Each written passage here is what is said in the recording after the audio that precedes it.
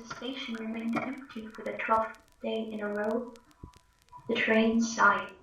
Every now and then it groaned. In the early days, when that god-awful screech pierced through the air, the rows of people waiting would cover their ears. The train always delighted in it.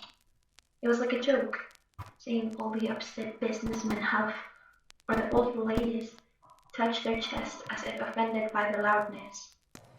Now, as the squeal scared the birds off, the train was saddened by the fact that there had been no one around to hear it.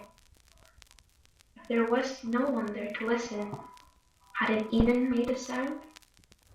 So another day went by. The bus stop was upset too. It had stood there as if dignified against the foliage. On the days where it felt overly confident, it liked to pretend it stood as mighty as power lines around it, despite being nowhere near as tall.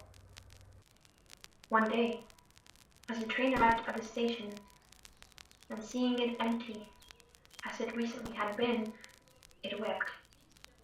The bus stop wept too, tired of displaying its departing times for no one.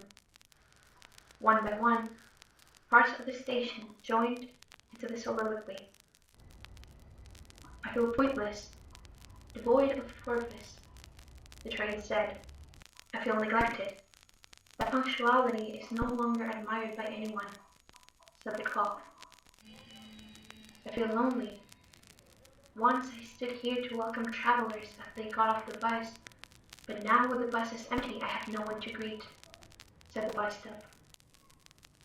Then, from the side, they heard a whisper. The voice was monotone, yet surprisingly calm. It was soft and raspy at once, and it was ancient. It was familiar and timeless. What do you know about waiting? It was a tree that had stood there long before the adjacent ravine had been turned into this train station. Many of those trees like him had been cut down and they'd laid down to sleep to make way for the train tracks and the pavement for the buses to tread. But the tree wasn't angry. It wasn't bitter. The tree was wise and peaceful, though it was stern too.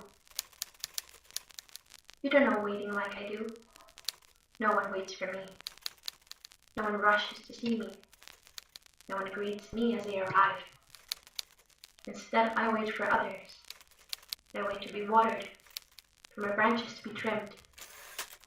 I wait for the creatures to make their homes amidst my verdure. I see them wait for their offspring to be born, and I see them grow. I see birds wait for their eggs to hatch, and for the chicks to be healthy enough, and then eventually leave the nest. Those creatures and I, we are not waited for. We are not like you, Mr. Tree, the train said respectfully. We don't know what you speak of. We've always known man. Our purpose from the beginning was to serve him, to guide him. We exist for him. We drive him home. After long journeys, we drive him safely to his family and his friends. When we are early, we brighten him up, and when we are late, we cause him to fuss. That's how close we are.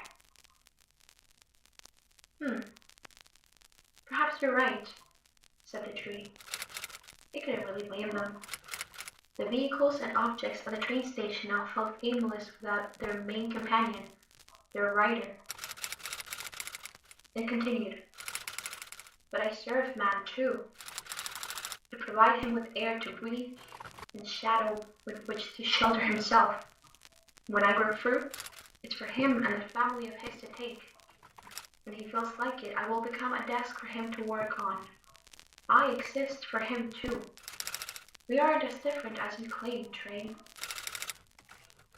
The transport fell quiet. Only the birds at the station chirped. The air felt heavy with that shame on behalf of the machines. They had grown unusually silent since the tree had spoken.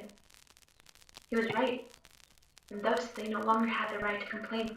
Listen here, train and all of its friends, the tree said after some moments of silence. His voice had changed. He sounded slightly more welcoming and amicable.